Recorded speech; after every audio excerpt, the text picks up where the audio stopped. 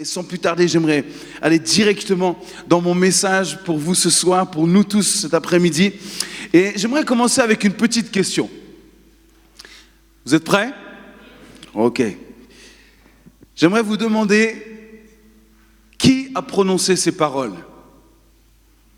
J'ai vu Dieu face à face et mon âme a été sauvée. Je répète. J'ai vu Dieu face à face et mon âme a été sauvée. Quelqu'un a une idée? Pardon? Job? Non, ce n'est pas Job. Pardon? Jacob! Bravo, bravo, bravo, bravo. Jacob. Effectivement, Jacob a prononcé... Tu voulais le dire, Kevin, c'est ça? Pourquoi tu ne l'as pas dit alors, hein? J'ai vu Dieu face à face et mon âme a été sauvée. Effectivement, on peut lire ça dans Genèse chapitre 32. Et cette histoire, elle est juste fascinante, incroyable. Et j'aimerais juste survoler un petit peu quelques points qui me paraissent très importants aujourd'hui. Mais gardez cette phrase, j'ai vu Dieu face à face. Face à face. Et mon âme a été sauvée. Genèse 32, Jacob est sur le chemin de la restauration. Dans Genèse 32, on voit qu'il veut restaurer une amitié. C'est son désir, restaurer une amitié. Et restaurer une amitié, pas avec n'importe qui, c'est avec son propre frère. Il est sur ce chemin de la restauration. Et c'est une très bonne chose de se trouver sur le chemin de la restauration. Et j'aimerais commencer par cela. Si vous avez besoin de restaurer des relations, mettez-vous en chemin, sur le chemin de la restauration. Ne restez pas là où vous êtes, dans le statu quo, mais soyons des vrais artisans de paix. Et là, sur le chemin de la réconciliation, Jacob va faire une rencontre avec un ange. De nouveau, ce n'est pas la première. Il va de nouveau faire une rencontre avec un ange, mais cette fois-ci, l'ange est différent. Il va tomber sur un ange qui est champion olympique, toute catégorie de lutte. Il va tomber sur un ange lutteur, un grand sportif. Et cette fois-ci, ça va être une rencontre un peu plus violente que d'habitude. Vous savez que la lutte est un des sports les plus difficiles au monde. Je ne sais pas si vous avez déjà pratiqué la lutte. Certains ou certaines peut-être ont déjà pratiqué. C'est un sport extrêmement difficile qui demande une grande condition physique et un très grand mental.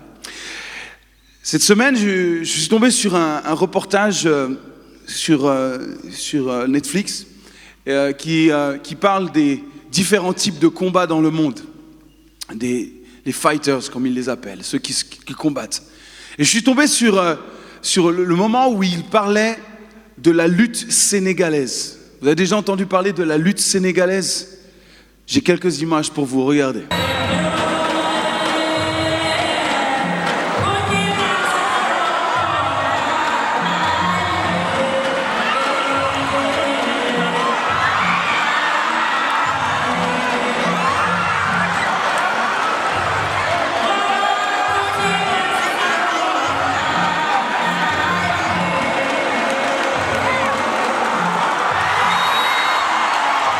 Voilà, c'est terminé. Ça n'a pas duré très longtemps, ça a duré moins d'une minute le combat. Mais c'était intense. Très intense. Je vous ai dit, la lutte fait partie des sports les plus intenses, les plus difficiles. Et alors bon, je vous encourage à regarder ce reportage. C'est juste fascinant de voir aussi tout ce qu'il y a derrière. C'est pas simplement un combat, mais c'est tout un peuple qui est derrière. C'est un événement, c'est juste quelque chose d'extraordinaire de vivre ça en tant que peuple sénégalais. Pour eux, c'est très important ces moments-là. Et notre Jacob va se retrouver avec un ange lutteur. Et lui, il va pas lutter, le combat va durer moins d'une minute. Toute cette préparation, tout cet enjeu, tout cela pour 50 secondes de combat. Et là, on voit Jacob qui, lui, ça va être différent. Il va être seul, vous avez remarqué, c'est que la lutte, c'est seul. C'est pas un sport de collectif, c'est un sport individuel. Et il va lutter toute la nuit. Allô? Vous réalisez ce que ça peut représenter en termes de conditions physiques, de lutter toute une nuit, pas 1 heure, pas 2 heures, pas 3 heures, mais toute une nuit à lutter. Et c'était quelque chose de physique, quelque chose d'éprouvant. Le combat pour Jacob, il n'a pas eu le temps d'être annoncé, il n'a pas eu le temps d'être promu à la télévision, ou il n'y a pas eu d'annonce spéciale. Jacob a été pris par surprise à ce moment-là. Donc 0 préparation mentale, physique. D'un coup, il y a un ange qui arrive et là, il faut se mettre en position et ça y est, c'est parti. Il y a une lutte qui se passe à ce moment-là et toute la nuit, des efforts, presque j'ai envie de dire surhumains. C'est surhumain de tenir toute une nuit. Pas facile de combattre non plus avec quelqu'un que vous ne connaissez pas. Mais surtout que vous ne voyez pas. On est au milieu de la nuit. Attends, je prends ma torche. Il faut vite qu'on voit qui tu es quand même. Attends, je prends mon smartphone, qui t'es? Non, il n'y a pas tout ça. Il est au milieu de la nuit, il fait sombre. Et là, tout d'un coup, il y a quelqu'un qui vient et qui commence à lutter avec vous. Quelqu'un qui commence à se mettre au combat avec vous. Et là, il faut lutter. Et ça dure. Vous ne savez pas qui c'est. Vous ne pouvez pas le voir non plus. Mais qu'est-ce qui peut pousser un homme à se dire, mais je ne lâcherai pas, je continuerai? Qu'est-ce qui se passe dans la vie de Jacob à ce moment-là?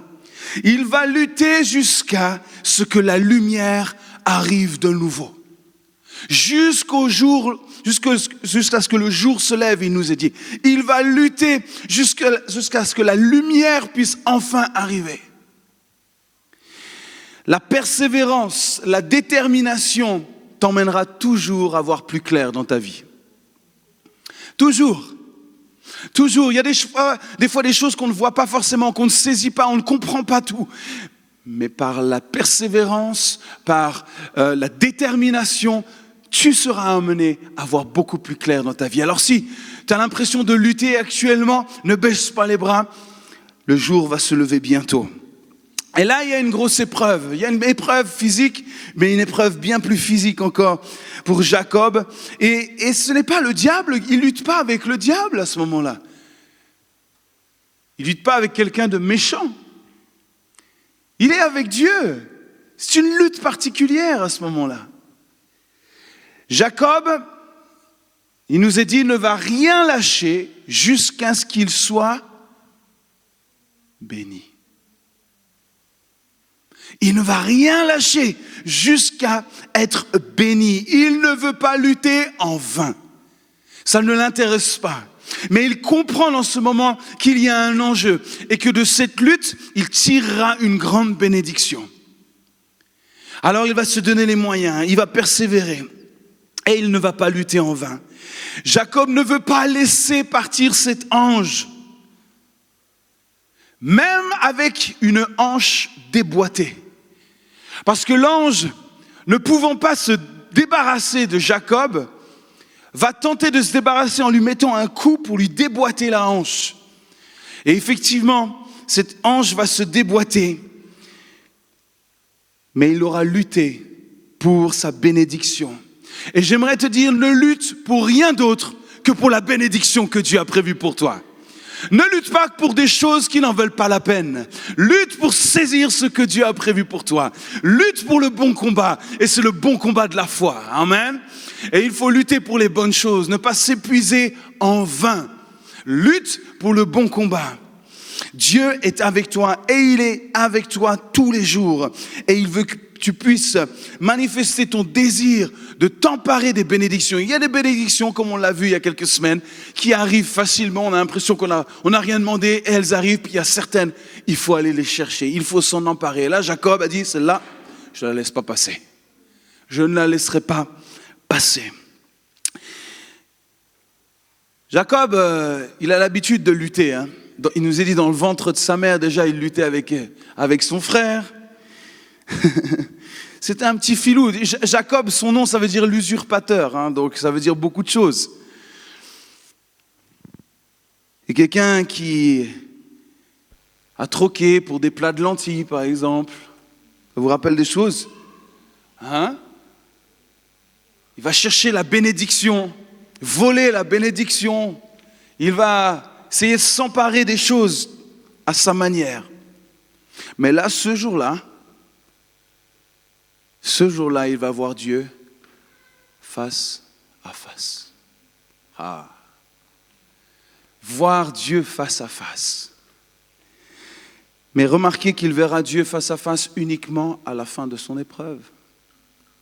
Il ne verra pas Dieu au début, il verra Dieu à la fin. Quand il aura lutté, quand il aura combattu le bon combat, il pourra voir Dieu face à face. Plus que cela, si Jacob n'avait pas persévéré dans son combat, écoutez, parce que l'histoire est quand même extraordinaire, son nom, son identité de Jacob n'aurait certainement pas changé cette nuit-là. Mais cette fois-ci, il va être marqué par la présence de Dieu, marqué par cette rencontre. Toute sa vie, Jacob va garder les marques de cette rencontre. Toute sa vie. Moi, j'ai un de mes oncles qui a eu un accident grave et il s'est fait percuter par un tracteur alors qu'il était motard. Dieu merci, il s'en est sorti, mais il a eu la hanche complètement défaite. Et effectivement, depuis lors, il boite. Et Jacob, il aura été marqué par cette rencontre, par ce combat, par cette lutte. Il aura été marqué par la présence de Dieu. Quand vous rencontrez Dieu, vous êtes marqué par Dieu. Quand vous êtes à la rencontre de Dieu, vous ne pouvez pas rester le même. Quand vous voyez Dieu, vous ne pouvez pas rester tel que vous êtes. Il y a des marques qui se voient et que tout le monde verra. Vous ne pourrez pas rester le même. Et il va être marqué encore avec autre chose. L'ange va lui poser une question quand même assez étrange. Comment tu t'appelles ? Attends, tu viens de lutter avec moi toute une nuit, tu ne sais même pas qui je suis ? Ça veut dire, tu t'es trompé, tu n'es pas sûr, tu sais très bien comment je m'appelle. Il va dire, comment tu t'appelles ?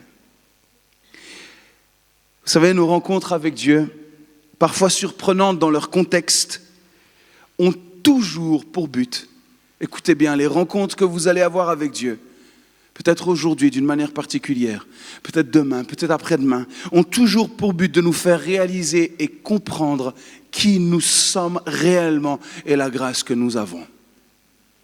Dieu va te permettre de te faire comprendre qui tu es réellement et la grâce que tu as de pouvoir le regarder face à face et d'être en relation avec lui.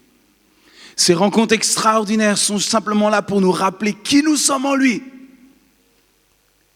Qui nous sommes et surtout qui il est pour nous. Et il va devenir une nouvelle personne à partir de cette rencontre. Il ne sera plus jamais la même il ne sera plus jamais le même à partir de cette nuit de lutte. Il va devenir Israël. Il va changer de nom. Il va devenir Israël le boiteux. Israël le boiteux qui ne pourra jamais oublier cette nouvelle identité parce qu'elle sera marquée sur lui. Il ne marchera plus jamais comme avant. Il ne courra plus jamais comme avant. Il ne pourra plus lutter comme avant. Il ne pourra plus vivre comme avant. Il aura été marqué par cette rencontre avec Dieu. Mais vous savez, la bonne nouvelle, c'est que juste après cette rencontre, le verset d'après, le verset qui suit, une fois que cette lutte est terminée, qu'il a cet échange avec l'ange, il va retrouver son frère comme avant.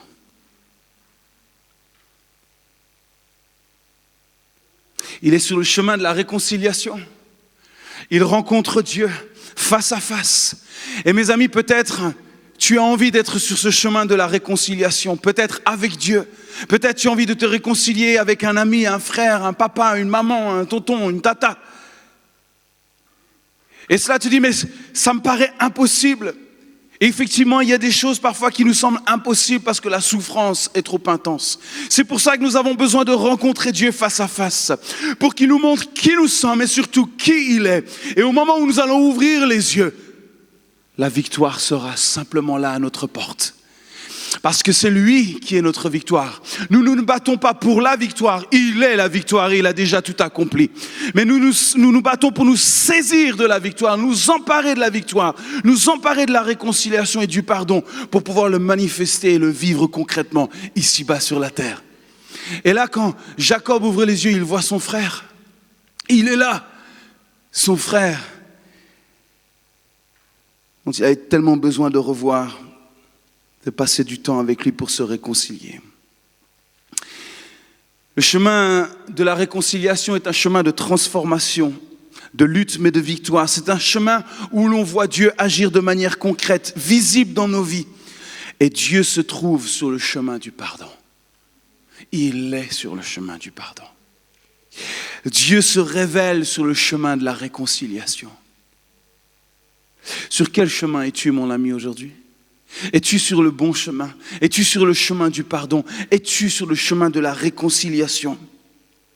J'aimerais te dire aujourd'hui, si tu veux et si tu souhaites trouver le pardon peut-être intérieur, que Dieu pardonne tes péchés, que Dieu restaure ton âme et que tu puisses te réconcilier avec Dieu le Père, tu devras aussi passer par la croix. C'est le passage obligatoire. Il y aura la croix pour toi. Si tu souhaites la réconciliation avec Dieu, tu devras passer par la croix. C'est inévitable. On ne peut pas se réconcilier avec Dieu sans passer par la croix. C'est impossible. C'est le plus grand mensonge que l'ennemi peut donner au monde. C'est de croire qu'on peut parler à Dieu et s'adresser à Dieu sans passer par la croix, sans passer par son Fils Jésus. Et des gens essayent de s'adresser à Dieu de toutes sortes de manières. Ils vont prier toutes sortes de choses, ils vont tenter des choses improbables, même faire des jeûnes, faire toutes sortes de choses. Alors que le seul moyen d'accéder à Dieu, c'est Christ. Il est le chemin de la réconciliation. Il est le pardon. Pourquoi ? Pourquoi ? Parce que cette croix a été aussi un moment de lutte. Oh, de Gethsémanée jusqu'à la croix de Golgotha. Quelle lutte intense. Quelle lutte intense. Il nous est dit même, le Christ était tellement sous une angoisse intense que des grumeaux de sang coulaient sur son front. Oh, c'était intense. Lui aussi était seul dans le jardin de Gethsémanée. Lui aussi était seul à ce moment-là et il luttait, et il luttait, et il a combattu, il a combattu, il a combattu pourquoi ? Pour que tu puisses changer de vie. Il a combattu pourquoi ? Pour que tu aies une nouvelle identité. Il a combattu pourquoi ? Pour que tu aies un nom nouveau. Il a lutté pour toi. Parce que ce combat-là, personne ne pouvait le mener si ce n'est lui-même. Lui qui a été pur et sans tache. Lui qui est descendu du ciel pour venir jusqu'à nous, il s'est humilié. Il était le seul qui pouvait mener ce combat. N'essaye pas de mener ce combat par toi-même. Accepte le combat que Christ a mené pour toi. Et aujourd'hui, j'aimerais te dire, sur ce chemin de la réconciliation, sur ce chemin du pardon, les choses ne seront plus jamais comme avant. Tu seras changé, transformé, marqué, bouleversé. Tu ne pourras plus jamais être la même personne. Tu n'as pas eu à te battre, il l'a fait pour toi, pour que tu puisses toi aussi voir Dieu face à face.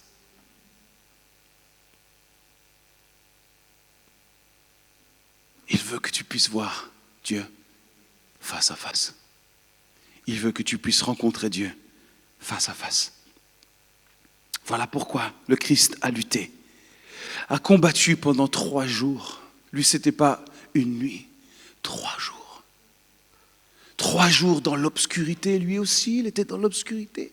Il nous est dit au moment où il est mort, qu'est-ce qui s'est passé ? La terre s'est obscurcie. Pourtant, c'était le milieu de l'après-midi et les ténèbres sont venues sur la terre. Personne ne le voyait, mais il y avait une lutte, il y avait un combat. L'ennemi faisait rage, il disait « Ah, ce Jésus est mort, il est mort, il est mort, il est mort !» Et pendant 3 jours, il y a eu cette lutte. 3 jours où les ténèbres étaient là, les ténèbres dominaient. Et soudainement, 3 jours après, la pierre a été roulée. Christ est ressuscité. Il a vaincu la mort. Il a remporté le combat. Il a gagné ce combat pour l'humanité. Pourquoi ? Pour que tu puisses avoir une nouvelle identité. Pour que tu puisses être marqué par les rencontres que tu auras avec Dieu. Pour que tu puisses marcher sur le chemin de la réconciliation et du pardon. Pour que tu sois une nouvelle personne. Voilà pourquoi Jésus a lutté. Il n'a pas voulu lutter en vain non plus. Il s'est dit, tiens, je m'ennuie un peu là-haut, je vais aller passer 3 jours difficiles en bas. Non, il avait une mission. Pourquoi ? Parce qu'il voulait voir l'humanité venir à la rencontre du Créateur. Rencontrer ce Père éternel, rencontrer ce Père d'amour. Voilà pourquoi il a lutté.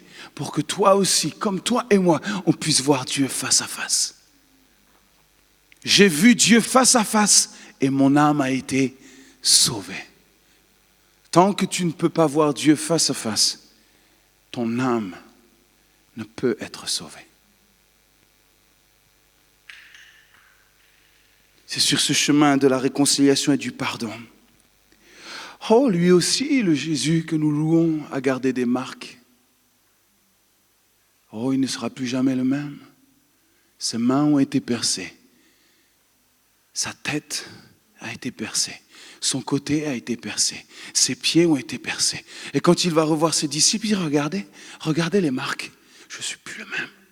Le Jésus que vous avez connu n'est plus le Jésus que vous voyez aujourd'hui. Le Jésus qui était sur la croix n'est plus le même Jésus. Regarde, touche dans la paume de mes mains. Je ne suis plus le même. Je suis vivant, je suis ressuscité. J'ai vaincu la mort et le péché.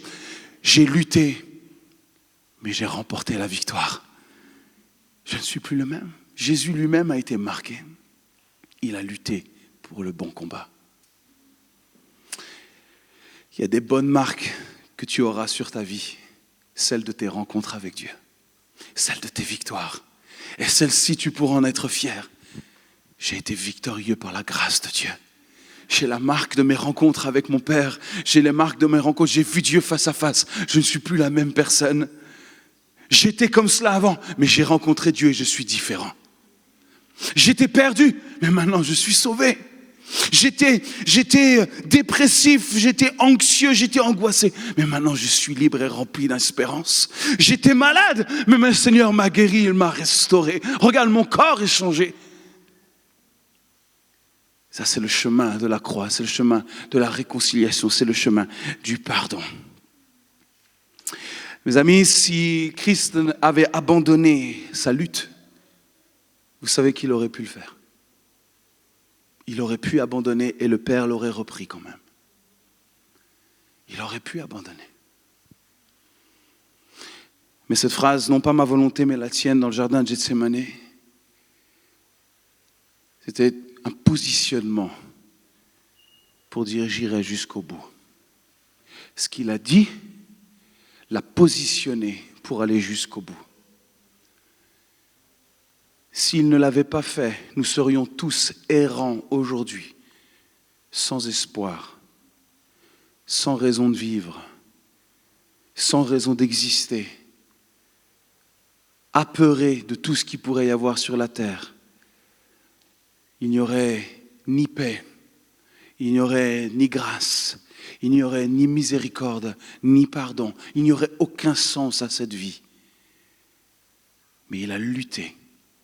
Il a lutté pour que toi aussi tu puisses voir Dieu face à face et que ton âme soit sauvée. Voilà pourquoi il a lutté. Nous ne pouvons pas être sauvés, pardonnés, sans cette révélation personnelle de la croix. Vainqueur pour nous accorder le pardon et marcher dans la réconciliation. Vouloir être pardonné sans passer par la croix est une hérésie. C'est le plus grand mensonge qui t'a piqué. Ce n'est pas possible. Quelqu'un a lutté, quelqu'un a payé le prix pour que ça soit possible aujourd'hui. Alors, je termine en disant, mais tu veux voir Dieu aujourd'hui ? Est-ce que tu veux voir Dieu face à face ? Qui aimerait voir Dieu face à face ? Aujourd'hui, vous pouvez tous le voir. Vous qui avez levé la main aujourd'hui, vous pouvez tous voir Dieu face à face aujourd'hui. Tous les jours de votre vie. J'ai envie de vous dire, à n'importe quel instant, vous pouvez voir Dieu avec vos propres yeux. Mais comment on fait ? C'est très simple. Regarde à la croix.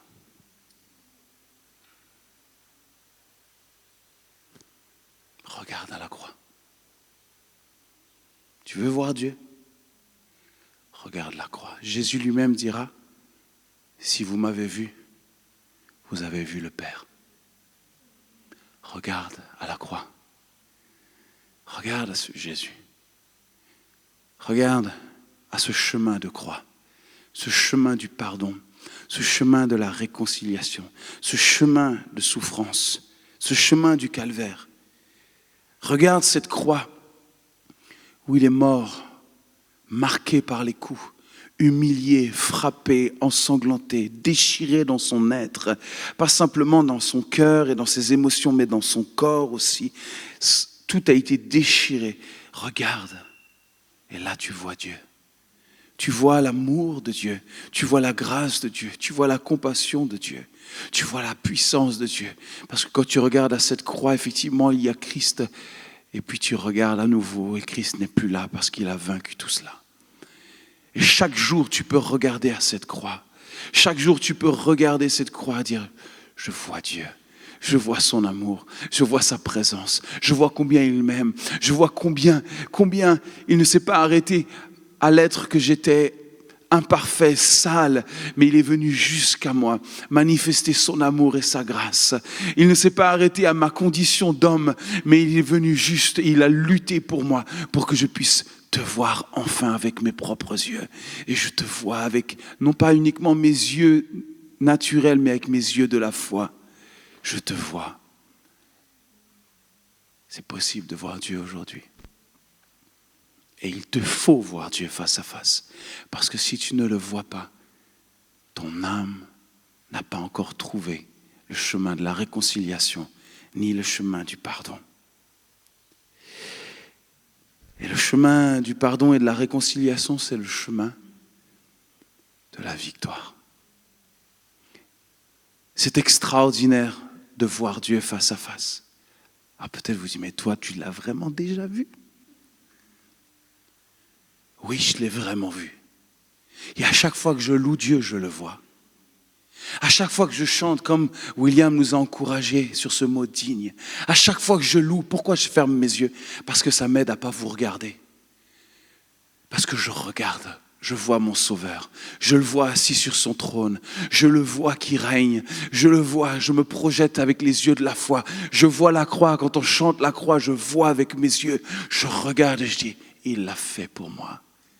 Oh, il m'a tant aimé qu'il a donné. C'est pour ça qu'on ne peut pas rester juste comme ça dans la louange, juste quand tu ouvres et tu ouvres tes yeux de la foi, tu le vois. Et là, tu te dis, mais oh, quelle grâce, quel amour, Père, quelle lutte tu as menée pour moi, juste pour moi, pour que je sois sauvé. Oh, mon âme t'adore, mon âme t'exalte. J'ai envie de te chanter, j'ai envie de te remercier. Je te vois. Ça, c'est une des manières comment je vois Dieu. Une autre manière, c'est quand je prends la parole de Dieu, je vois Dieu. Je vois combien il est grand, je vois combien il est puissant, je vois combien il est plein de grâce, je vois combien il m'aime, je vois combien il tient absolument toutes choses, je vois combien il est créateur, je vois Dieu. Parce que je ne regarde pas avec mes yeux naturels, mais avec mes yeux de la foi. Parce que je suis sur ce chemin du pardon, je suis sur ce chemin de la réconciliation. Et même si la veille, j'étais dans un jour où, j'étais pas super au top et j'ai pas fait tout bien. Mais comme je suis sur le chemin de la réconciliation et le chemin du pardon et que la croix est devant moi, je ne veux absolument pas détacher mes yeux du Père. Alors je fais en sorte de bien rester sur le chemin du pardon. Et quand je veux m'adresser au Père, je vois la croix et je dis, Seigneur, pardonne-moi mes péchés. Ça ne dure pas des heures. Je dis, Seigneur, tu pardonnes mes péchés, tu restaures mon âme. Et ça y est, je suis avec le Père.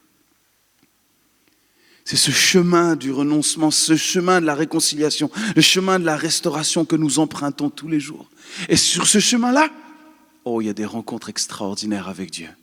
Il y a des rencontres insoupçonnables. Il y a des rencontres, je me souviens, et je terminerai avec ce témoignage, je me souviens de cette rencontre de jeunesse quand j'avais 15 ans. Et moi, je suis arrivé boiteux. Je venais de me casser la cheville en faisant du sport. Et on m'avait conduit à cette rencontre de jeunesse et j'avais tout sauf envie d'être là-bas. J'avais pas envie. J'étais avec mes béquilles, puis même, j'avais pas le cœur pour.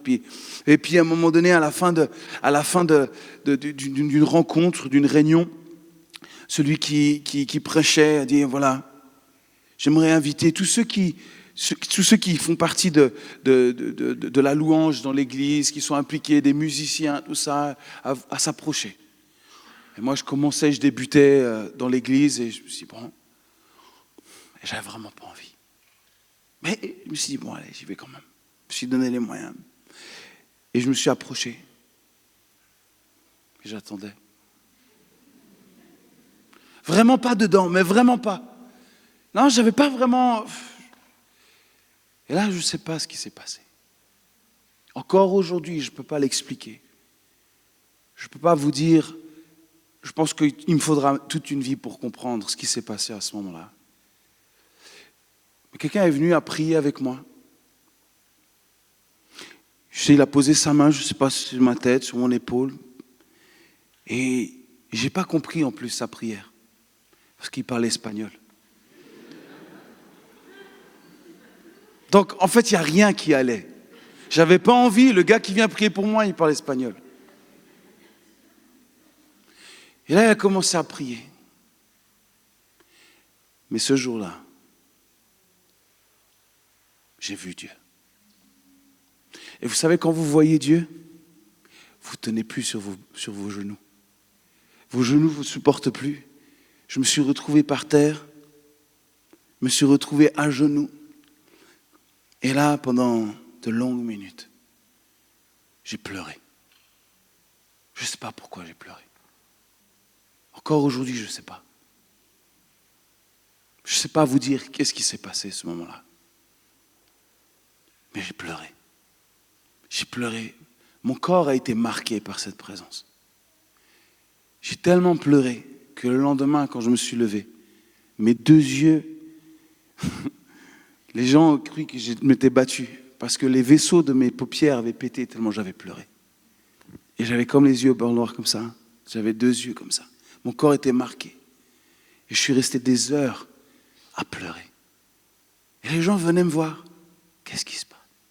Je ne pouvais même pas leur parler, je ne savais pas ce qui se passait. Mais je pleurais. Je pleurais.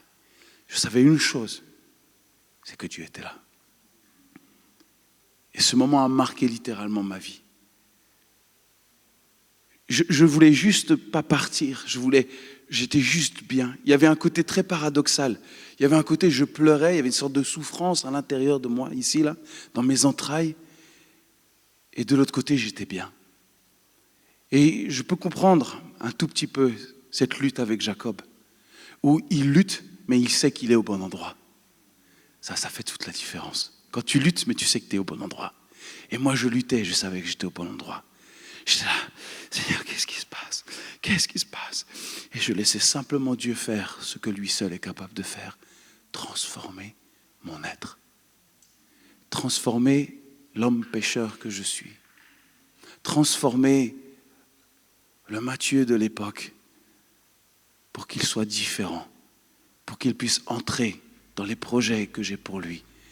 Parce que les projets que Dieu a pour vous, vous emmèneront forcément à une métamorphose.